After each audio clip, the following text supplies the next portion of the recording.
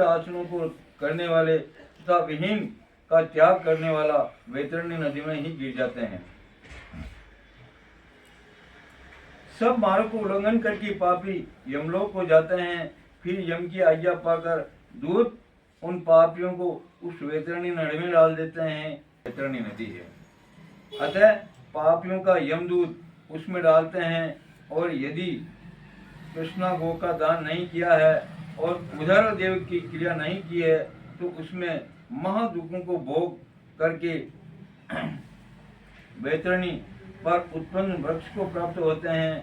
झूठी गवाही देने वाले, झूठे धर्म में तत्पर, कपट में धन जोड़ने वाले लगे रहते हैं।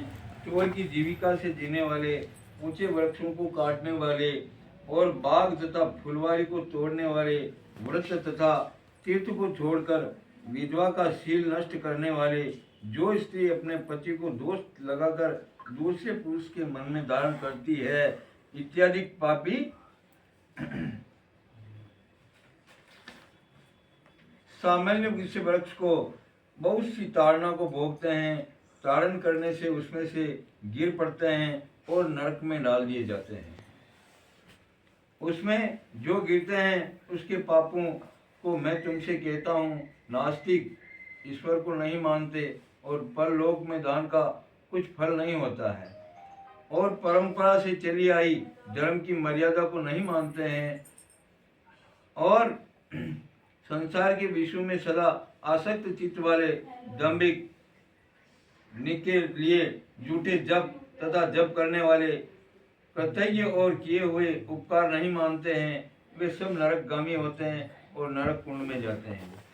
कुआ, तालाब, बावड़ी, देवालय तथा प्रजा के घरों को फोड़ने वाले निश्चय पूर्वक नरक में जाते हैं। कोई कुआ है तो वहां भर जावे, कोई बावड़ी है तो वहां फोड़ देवे, तालाब कोई बना दिया नहीं, कोई दुष्ट है जो वहां फोड़ ना के, तो ये सब नरक की बातें ही है। हाँ हाँ, फिर बाद में कई दृष्टांत आयो है कि कुआ, बावड़ी, तालाब, देवालय, प्रज्ञा फोड़ने वाले निश्चित पूर्वक नरक में जाते हैं। जो स्त्री, बालक, सेवक तथा गुरुओं को छोड़कर भोजन करने से, पितृ देवता और वैश्य देव को यज्ञों को छोड़कर भोजन करने से निश्चय ही नरक में जाती है। बोलन नारी जीवन में कई करुणा है, कभी भी ये नारी की यह मर्यादा है, स्त्री की यह मर्यादा है कि पतिदेव अपने बाल बच्चा और पतिदेव को भोजन खिला करके उसके बाद में मतलब नारी को भोजन करना चाहिए। जमाना में ऐसी बात है ना। अरे पण 11 बजे आवे तो किसान खावे, 11 बजे आ रात के फिर महाराज बात करी तो भूख लाग रही, 3 बजे जा भूख लाग रही। इसका एक निदान है, इसका एक निदान है, मेरी बात सुनो। हाँ, इसका एक निदान है। निदान कैसे है मैं बताता हूँ आपको। इसका एक निदान ऐसा है कि मेरी बात सुनो कि अपने पतिदेव कितने बजे रोटी खाता है? 10 बजे रोटी खाता है, 11 बजे रोटी खाता है, तो उस 11 बजे को टालो, 11 बजे को टाल दो और या फिर बाद में फोन से बात करो कि भाई मैं भोजन कर रही हूँ, वे ऑर्डर दे देवे कि वासा आप भोजन करो, तो वाह दीदी आप वो तो मग बात जब एक कोई मगन खारिया खाता तो खा लो ना, तो मत खारिया। बोले गुरुजी भगवान की जय। इनों से, बांधों से, काष्ठों से, पत्थरों से तथा गणों से जो मार्ग को रोकते हैं वे निश्चय नरकगामी होते हैं। शिव, गौरी, विष्णु, सूर्य, गणेश, सदगुरु और पंडित, इन सबको जो मूर्ख नहीं पूजते हैं वे निश्चय नरक में जाते हैं। दासी को सेत पर चुराकर ब्राह्मण नरक को प्राप्त होता है। शूद्रा स्त्री से संतान उत्पन्न करने ब्रह्महत्या से हीन होता है। वे अधम ब्राह्मण किसी भी तरह नमस्कार के योग्य नहीं है और निश्चय नरकगामी होता है। जो कलह प्रिय मनुष्य ब्राह्मणों के कलह को और गौओं को लड़ाई को रोकते नहीं हैं, अपितु बढ़ावा देते हैं, वे निरेश नरक में जाते हैं। जो गाय लड़ते हुए तो आपने कोशिश है तो वहां छुड़ा लेनी चाहिए। गाय ने कई हम दो कोई मारी बात सुनो, गुरु ब्राह्मण कोई भी लड़ता है तो मान भी मतलब कहना देखो मत लड़ो भाई, हो न लागे। वहाँ जिसके एकमात्र पति के आश्रय से ऐसी स्त्रियों के समीप जो द्वेष से नहीं जाते हैं अर्थात उनके ऋतुकाल को व्यर्थ होते हैं, वे निश्चय नरकगामी हो जाते हैं। हरे नमः।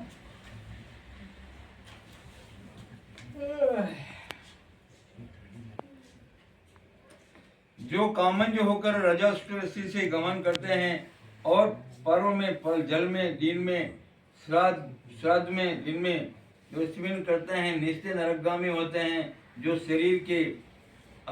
शरीर के मल को अग्नि में डालते हैं, बगीचे में तथा गौं के स्थान में पवन के सम्मुख मलमूत्र त्याग कर देते हैं, निश्चय नरकगामी होते हैं। जिटे आपने गाय बंदी रहे, आपने गौ माता बंदी रहे, उठा अपन पेशाब न उठा अपन पेशाब न करना चाहिए। शस्त्र बनाने वाले, धनुष बाण बनाने वाले और इनको बेचने वाले निश्चय नरक में जाते हैं।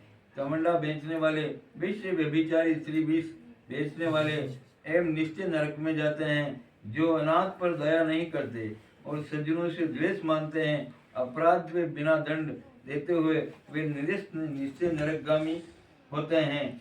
आशा लगाकर घर में आए हुए ब्राह्मण को जो रसोई तैयार होने पर भी भोजन नहीं देते हैं, वे निश्चय नरक में जाते हैं। सब जीवों से विश्वास रहित तथा उनसे दया में हीन और प्राणियों के साथ कुटिलता करने वाले निश्चय नरकगामी होते हैं। जो संध्या वंदना कीर्तन चंद्रायण कर नियमों की प्रतिज्ञा पूर्वक अहंकार कर बाद में असंयमी छोड़ देते हैं, वे निश्चय नरकगामी हो जाते हैं। आध्यात्मिक विद्या को देने वाले गुरु को नहीं मानते, वे निश्चय नरकगामी होते हैं। जो मित्र से द्रोह करते हैं, प्रिय भंग करते हैं, जो आशा का नष्ट करते हैं, निश्चय नरक में जाते हैं। कभी सत्संग चलती है, कभी यज्ञ चलते है और वामी मतलब जो विध्वंस करे मतलब वो नेम नरक में जावे। कई विवाह और देवता की यात्रा को तीर्थ के जो साथ हैं उनको जो बिगाड़ता है वे घोर नरक में बसता है और वहां से फिर लौटना बहुत मुश्किल नहीं होता है। विवाह और देवताओं की यात्रा को कभी देवता की यात्रा होती है और कभी ब्याह होता है। आजकल कई है कि जमाना महीने कलयुग है, छोटी कोई बार बच्चे ने पढ़ा रही हो, कोई शादी करी हो तो कोई इसो मतलब विद्रोह आदमी है जो कई है थाना में जान रिपोर्ट कर दे, कई विवाह ने रुका दे तो वो वहाँ के मतलब घर में कितनी मतलब एक के बहु मतलब वहाँ के मतलब आघात पैदा हुए वहाँ आदमी के कि मैं ब्याह कर रही हूँ, मारा अच्छो काम कर रही हूँ, धर्म का काम कर रही हूँ तो हमारा ब्याह ने रुकाई दो। इसलिए मतलब वो भी कही है तो वो नरकगामी आदमी है।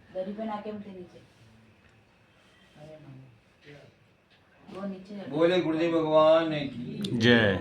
जो मित्र से द्रोह करते, प्रीत भंग करते, जो आशा को नष्ट करते हैं, वे निश्चय नरक में जाते हैं। विवाह और देवताओं की यात्रा, तीर्थ की जो साथ हैं उनको जो बिगाड़ता है वे घोर नरक में बसता है, वहाँ से फिर लौटना नहीं होता है। जो माँ पापी घर में, गांव में तथा वन में अग्नि लगाता है, कोई चाहने की बाजी मिल जाए, बाजी मेरे भाग जाए वो भी नेम नरक में जाओ, वो पाछो जिंदगी में पाछो स्वर्ग में ना आ सके, ने मानो मनक जी मारो मिले। उसको लेकर यमदूत अग्नि के कुंडों में पकाते हैं। अग्नि से जले हुए शरीर वाला वे पापी जब छाया मांगता है तब दूत उसको ऐसी पत्र में ले जाते हैं, खंग के समान तेज धारदार पत्रों से जब शरीर कट जाता है तब दूत कहते हैं कि हे पापी, शीतल छाया में सुख में नींद ले लें।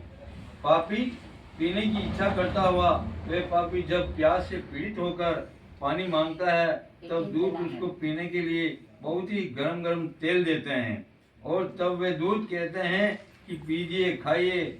जल तथा अन्न उसके पीते ही उसको आंतें जल जाती है और वे गिर पड़ जाते हैं। वही कठिनाई से फिर उठकर बड़े देव की तरह कहते हैं, परवश होते हुए भी लंबी सांसों से लेते हैं, ऐसे ही कहते हैं कि समर्थ नहीं है।